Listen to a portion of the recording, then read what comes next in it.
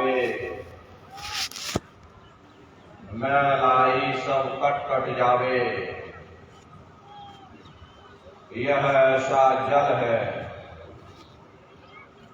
जहाँ कौआ स्नान करता है, हंस बन करके बाहर निकलता।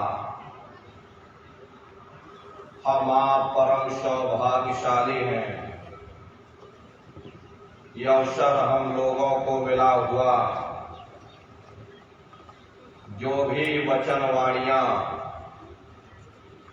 आज आपको सुनाई जाएं, बड़े ही प्रेम और प्यार के साथ बैठ करके एक एक वचन को बड़े ध्यान से सुनिएगा और उस पर अमल करिएगा, क्योंकि अधिकतर यह देखा जाता है कि जब कभी सत्संग होता है हम लोगों को नींद आ जाती, हम लोग सो जाते या एक दूसरे से बातचीत करने में लग जाते, तो सत्संग के वचन छूट जाते हैं, कड़ी से कड़ी टूट जाती, फिर हम अर्थ का अनर्थ कर देते। इसलिए प्रेमी भाई बहनों, एक एक वचन को बड़े ध्यान के साथ सुनने और समझने की कोशिश करना,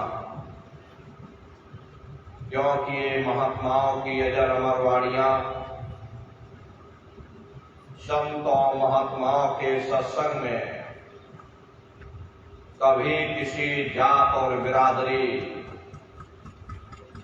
किसी कौम या मजहब या किसी भी व्यक्ति विशेष की कभी कोई निंदा चुगली आलोचना या किसी की बुराई नहीं की जाती। हरे प्रेमी भाई बहनों, जब हम लोग इस संसार में पैदा हुए तो ना कोई जात और बिरादरी लेकर के आया, ना कोई कौम या मजहब लेकर के आया, ना कोई अपना नाम लेकर के आया, सिर्फ नंगे रोते हुए हम लोग इस संसार में पैदा हो गए। बाद में जो औजार उस परम पिता परमात्मा ने बख्शे, मन बुद्धि और चित्त, उससे जब हमारे अंदर चेतना आ गई, तब हमारा नाम पड़ गया, कर्म के अनुसार हमारी जाति बन गई, धीरे धीरे हमारा फैलाव दुनिया में होता चला गया।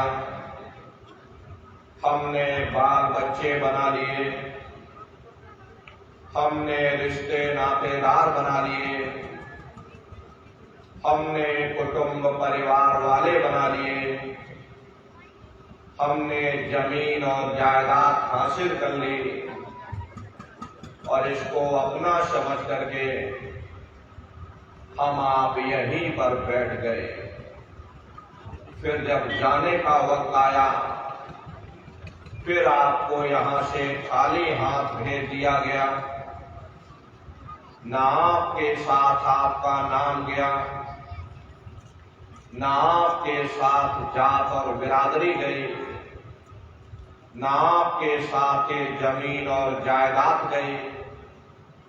पर जिस छाया को प्राप्त करने के लिए आपने अपना पूरा जीवन गुजार दिया, तो ना माया हाथ में आई और ना छाया हाथ में आई, खाली हाथ आए थे और खाली ही हाथ आपको यहां से वापस भेज दिया गया। कहने का मतलब यह है कि उस परम पिता परमात्मा ने अति दया और कृपा करके आपको ये मनुष्य शरीर दे दिया और आपको स्वतंत्र कर दिया गया कि भाई मैंने तुमको ये मनुष्य शरीर दिया है तुम्हारी जीवात्मा के रहने के लिए। मैं तुम्हारी जीवात्मा को इस मनुष्य शरीर में बंद करता हूं। तुम मेरे मकान के द्वारा उस मालिक की भक्ति करके अपनी जीवात्मा का कल्याण करा लेना। मैंने कुछ समय के लिए तुमको यह किराए का मकान दिया। जब समय पूरा होगा मैं अपने सिपाहियों को भेजूंगा। उस समय पर तुम मेरे मकान को खाली कर देना। उस समय न जमीन जायदाद काम आएगी, न जात और बिरादरी काम आएगी। मन को, बुद्धि को, चित्त को और जीवात्मा को निकाल करके इस शरीर से बाहर कर दिया जाएगा। ये शरीर आपका यहीं जमीन पर गिर पड़ेगा, क्योंकि जीवात्मा के निकल जाने के बाद में ये शरीर सिर्फ एक माटी का पुतला है, उससे ज्यादा कुछ भी नहीं। आप इस मिट्टी के पुतले को ले जाकर शमशान भूमि पर जला करके राख कर दोगे। पर आपकी कौम, आपका मजहब, आपकी जात और बिरादरी उसी शमशान भूमि पर जल करके राख हो जाएगी। जिस जात और बिरादरी के लिए आप रात दिन लड़ते झगड़ते थे, जिस धन दौलत को पाने के लिए आपने न जाने कितने बुरे खोटे कर्म किए, तो मौत के समय में ना ये जात और बिरादरी काम आई, ना ये धन दौलत काम आया। सब कुछ तुम्हारा यहीं छूट गया और जीवात्मा को ले जाकर ऊपर धर्मराज की कचहरी में पेश कर दिया गया। पलक झपकते ही तुम्हारे अच्छे बुरे कर्मों का हिसाब किताब हो जाएगा। धर्मराज तुमको सजा सुना देंगे, ले जाओ इनको फलाने नर्क में ले जाकर डाल दो, क्योंकि मैंने इनको मौका दिया था, मैंने इनको मनुष्य शरीर दिया था। अब की बार गीता रामायण को पढ़ करके, उन धर्म पुस्तकों को पढ़ करके, किसी संत महात्मा की खोज करके, उनके बताए हुए रास्ते पर चल करके, उस मालिक की भक्ति करके अपनी जीवात्मा का कल्याण करा लेना। इस उद्देश्य के लिए मैंने इनको मनुष्य शरीर दिया था, लेकिन इन्होंने अपना उद्देश्य पूरा नहीं किया। जब जब ये मनुष्य शरीर में आए, कभी इन्होंने विचार ही नहीं किया कि आखिर ये मनुष्य शरीर हमको क्यों मिला, क्या इसका उद्देश्य है, मरने के बाद हम कहाँ जाएंगे, हमारे बाल बच्चे कहाँ जाएंगे, हमारे रिश्ते नातेदार कहाँ जाएंगे, हमारे कुटुंब परिवार वाले कहाँ जाएंगे और इनकी उस समय पर क्या हालत होगी। ये पराविद्या महात्माओं की पराविद्या है। हम आप इस जड़ संसार में फंस करके उस पराविद्या से अनभिज्ञ हो गए और अपने उद्देश्यों को भूल गए, अपने वादे को हम आप भूल गए। वो वादा जो हमने आपने माँ के गर्भ में किया था, जब माँ के गर्भ में हम आप उल्टे लटके हुए थे, सिर हमारा नीचे था, पैर हमारे ऊपर थे, उस समय परमात्मा से वादा किया कि हे परमात्मा, इस बार हमको मनुष्य शरीर दे दो, हम भजन करेंगे, भक्ति करेंगे, हम अपनी जीवात्मा का कल्याण करेंगे। लेकिन मनुष्य शरीर मिलने के बाद में ना आपने भजन किया, ना भक्ति की, बस माया की छाया में फंस करके इस मिथ्या जगत को अपना मान करके आप इसी में गोता खा रहे।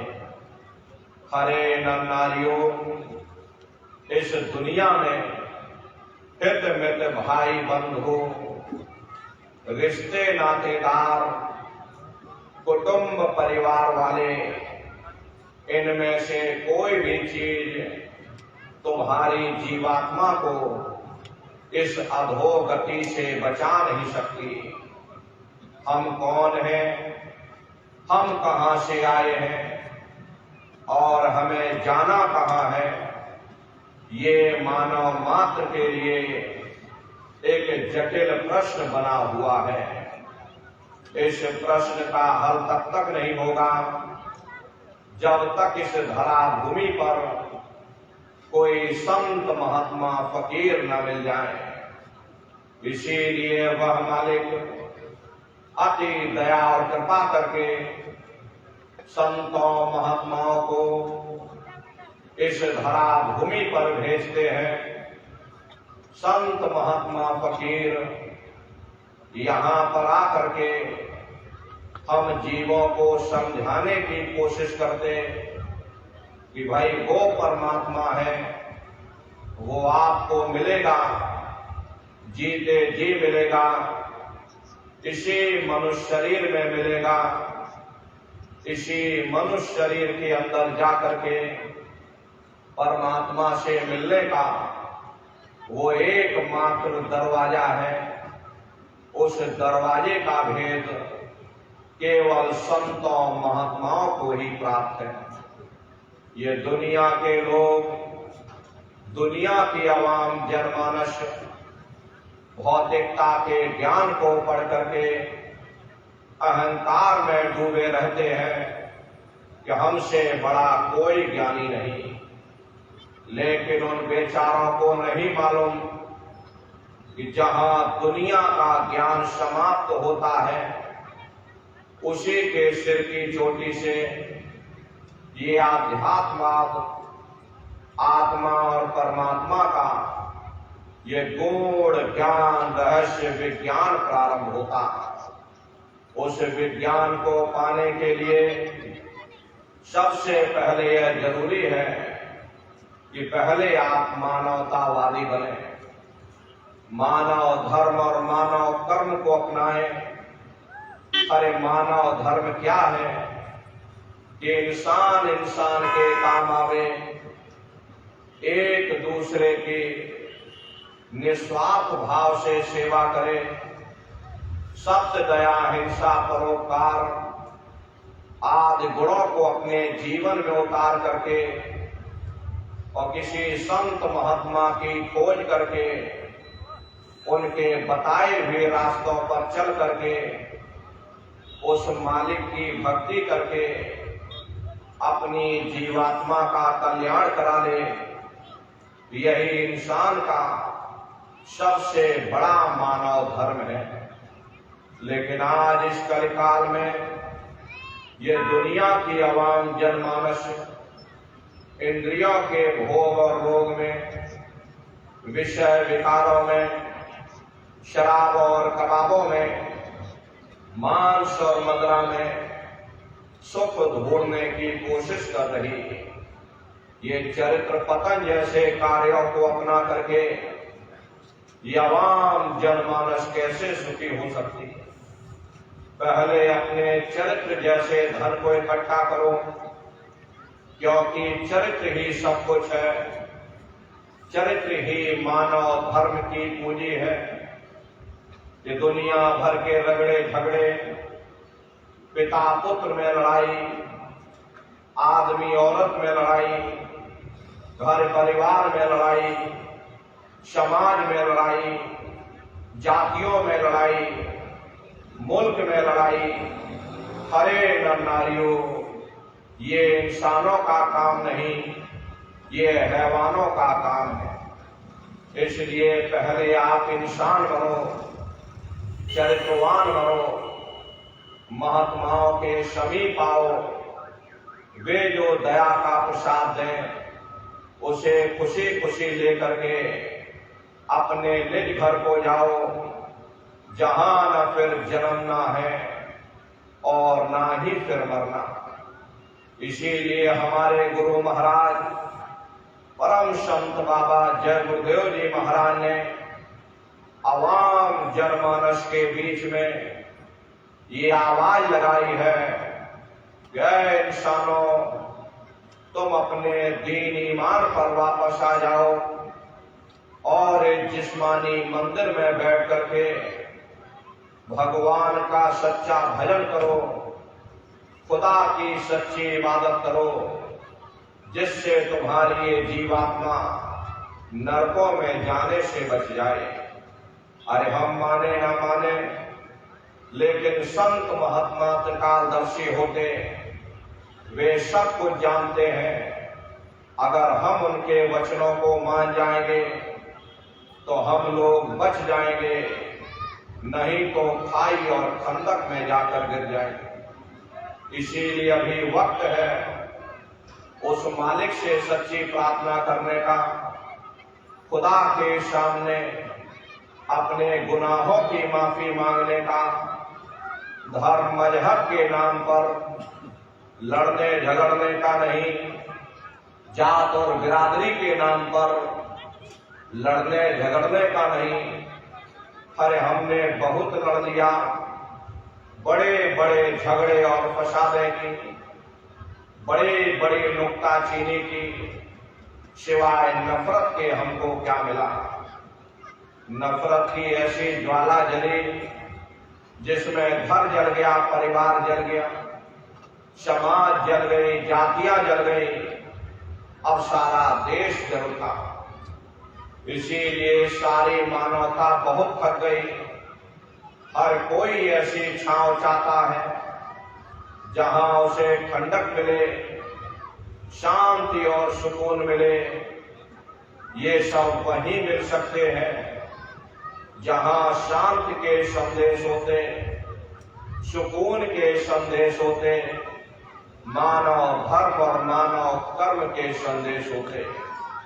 और ये संदेश केवल संत महात्मा फकीर देते हैं, जो समदर्शी होते हैं, जो समस्त जीवों के अंदर उस प्रभु के अंश को देखते। ऐसे समदर्शी उन महात्माओं की खोज करो।